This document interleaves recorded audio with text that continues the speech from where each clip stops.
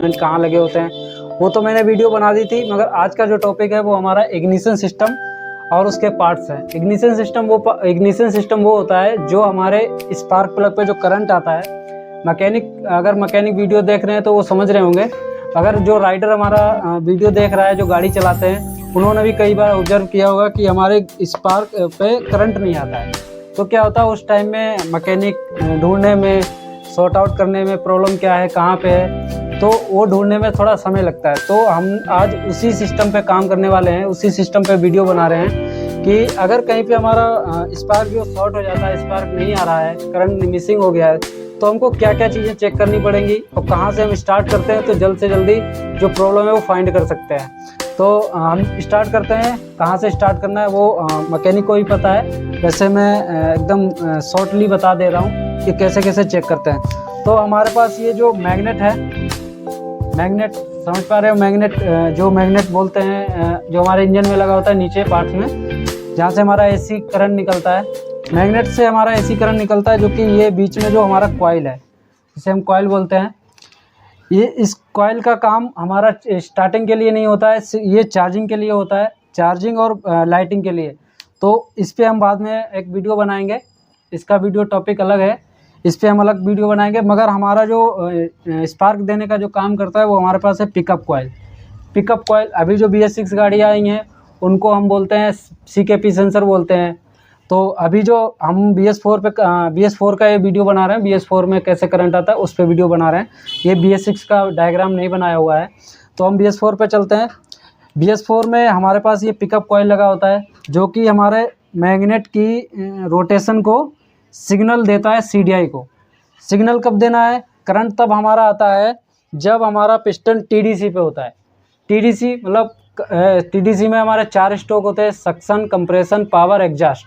तो हमारा जो करंट आता है वो हमारा कंप्रेशन के टाइम में आता है, ना कि पहले ही आता है। तो ये जो हमारा एक मैग्नेट में एक छोटा सा मार्किंग रहता है, छोटा सा पॉइंट रहता है। जब ये पॉइंट हमारा चल के इसके सामने आता है तो ये सिग्नल पिकअप कॉइल सेंस करती है और ये सिग्नल हमारा CDI को देती है। CDI समझ रहे हैं? Current direct ignition. तो ये जो सिग्नल है CDI को मिलता है और CDI आउटपुट निकाल के हमारा ST कॉइल को देता है। मगर यहाँ पे क्वेश्चन ये है कि CDI क्या डायरेक्ट इग्निशन दे सकता है? मान लो यहाँ से हमारा करंट तो जा रहा है, सिग्नल दे रहा है, क्या ये CDI सिर्फ करंट के मदद से हमारा ST कॉइल में आउटपुट दे सकता है? नहीं दे सकता है। ये हमारा एक इलेक्ट्रिक कंपोनेंट है। इलेक्ट्रिक कंपोनेंट को चलाने के लिए हमको करंट की ज़रूरत पड़ती है 12 वोल्ट और हमारा ग्राउंड। अगर कई बार क्या होता है डायरेक्टली हम CDI चेंज कर देते हैं, CDI महंगा आता है और इसकी गारंटी भी नहीं होती है। मैकेनिक कई बार परेशान होते हैं कि अब CDI लेके आया हूँ, CDI लगाने के बाद भी करंट नहीं आया।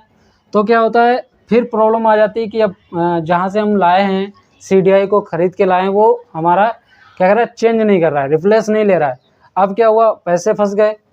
कस्टमर कह रहा है मुझे गाड़ी ओके चाहिए, मैकेनिक कह रहा है यार ये रिटर्न नहीं हो रही है। तो वो जो प्रॉब्लम क्रिएट होती है, उस प्रॉब्लम के सॉर्ट आउट के लिए हम ये वीडियो बना रहे हैं कि हमको चेंज करने से पहले क्या क्या इनपुट चेक करना है, क्या आउटपुट चेक करना है, वो हम यहाँ वीडियो में बता रहे हैं। ये हमारा सिग्नल हो गया जो कि CKP जो कि पिकअप कॉइल से जाता है। पिकअप कॉइल का सिग्नल हम मल्टीमीटर से चेक कर सकते हैं। उसको हम चेक करना, आपको मल्टीमीटर से कैसे चेक होता है, कितना रीडिंग आता है, वो हम बाद में बताएंगे। अभी हम सिर्फ इसका इनपुट और आउटपुट समझा रहे हैं। हमारे पास यहाँ से सिग्नल गया CDI में, ये सिग्नल ओके है। अब अगर CDI को 12 वोल्ट सप्लाई नहीं मिलेगा, 12 वोल्ट सप्लाई भी ज़रूरी है क्योंकि ये इलेक्ट्रिक कंपोनेंट है। इलेक्ट्रिक कंपोनेंट को चलाने के लिए हमारे पास करंट चाहिए और ग्राउंड चाहिए।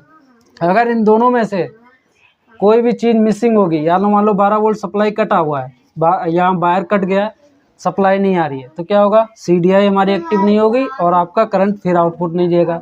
तो हमको 12 वोल्ट सप्लाई चेक करना है, प्लस में हमको ग्राउंड भी चेक करना है। 12 वोल्ट तो आ गया, ग्राउंड नहीं आया, फिर भी दिक्कत है क्योंकि CDI फिर एक्टिव नहीं होगी। तो यही मैं समझाने की कोशिश कर रहा हूँ कि जब CDI चेंज करते हैं तो हमें सबसे पहले 12 वोल्ट चेक करना है, ग्राउंड चेक करना है, प्लस ये पिकअप कॉइल का सिग्नल चेक करना है। अगर ये तीनों चीज़ें बराबर हैं और उसके बाद आउटपुट नहीं जा रहा है तो हमारा CDI ख़राब हो सकता है। ठीक है, अगर ये चारों चीज़ें अगर इसमें से 12 वोल्ट सप्लाई नहीं आ रहा तो इसका मतलब है या तो यहाँ से हमारा 12 वोल्ट का वायर कटा हुआ है, चाबी स्विच ऑन नहीं हुआ है, या चाबी स्विच में 12 वोल्ट हमारा नहीं पहुँच रहा है, जिसकी कारण से हमें यहाँ 12 वोल्ट सप्लाई नहीं मिल रहा है। तो हमको 12 वोल्ट सप्लाई लेके आना है बाई, और प्लस में ग्राउंड, अब हमें ग्राउंड भी चेक करना है तो ग्राउंड को मल्टीमीटर से चेक करते हैं। तो मल्टीमीटर को क्वांटिटी मोड पे सेट करते हैं। क्वांटिटी मोड पे सेट करेंगे तो उससे क्या होगा, ग्राउंड फाइंड आउट हो जाएगा, ग्राउंड ओके। उसके बाद हम CDI को लाके चेंज कर सकते हैं, ठीक है।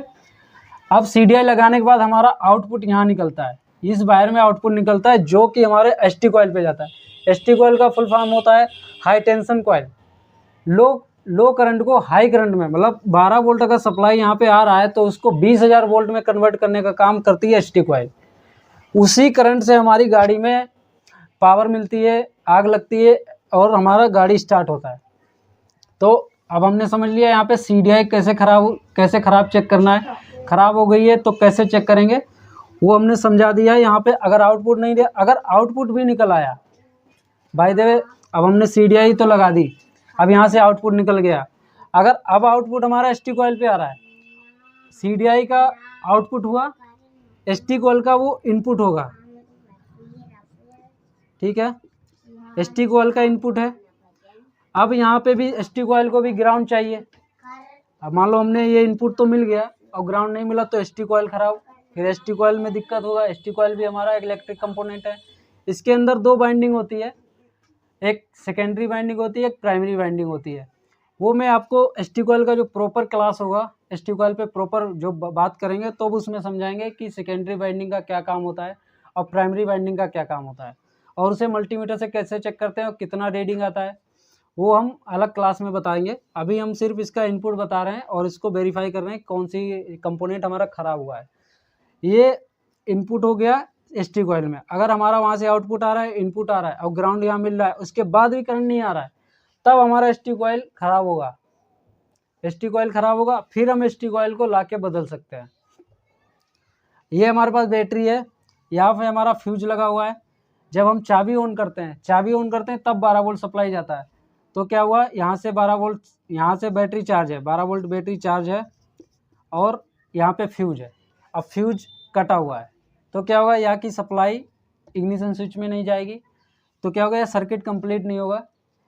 तो इस सर्किट को कंप्लीट करने से पहले एक फ्यूज लगाया जाता है। तो ये यहाँ पे एक फ्यूज लगा हुआ है। जब हम चाबी ऑन करेंगे तो ये करंट इसमें ऑलरेडी जा रहा है। चाबी ऑन करते ही हमारा 12 वोल्ट CDI में जाएगा। CDI को ग्राउंड पहले से प्रोवाइड होता है, वो हमारा एक्टिव होता है। वहाँ से आउटपुट निकलता है ST कॉइल में, ST कॉइल आउटपुट निकल के देती है स्पार्क प्लग में। इस ऐसे हमारा गाड़ी स्टार्ट हो जाता है, ठीक है। अब आपका पिकअप कॉइल का रीडिंग वो हम मल्टीमीटर से चेक करेंगे। मल्टीमीटर को हम 200 ओम पे भी सेट करते हैं। 200 ओम पे हमारा स्प्लेंडर का 120 121 रीडिंग आता है। वो हम लाइव जो भी ये कंपोनेंट लगे हुए हैं उनको मल्टीमीटर से कैसे चेक करना, उसके लिए अलग से एक वीडियो बनाऊंगा, उसमें दिखाएंगे कि कैसे चेक करते हैं, मल्टीमीटर को कहाँ सेट करते हैं। उसमें हम सारी चीज़ें कवर करेंगे और वीडियो को कंप्लीट करेंगे। तब आप, आई होप आप लोगों को ये वीडियो समझ में आ गई होगी। आई होप आपको ये इग्निशन सिस्टम समझ में आ गया होगा। अगर आपका कोई क्वेश्चन है तो हमारे कमेंट बॉक्स में आप डालिए, हम उसका कोशिश करेंगे हम उसको जवाब देने की। और नेक्स्ट वीडियो में हम आपको ये जो भी हमने समझाया उसको लाइव दिखाएंगे, ठीक है। Thank you. Like, share and subscribe करें और हमको सपोर्ट करें।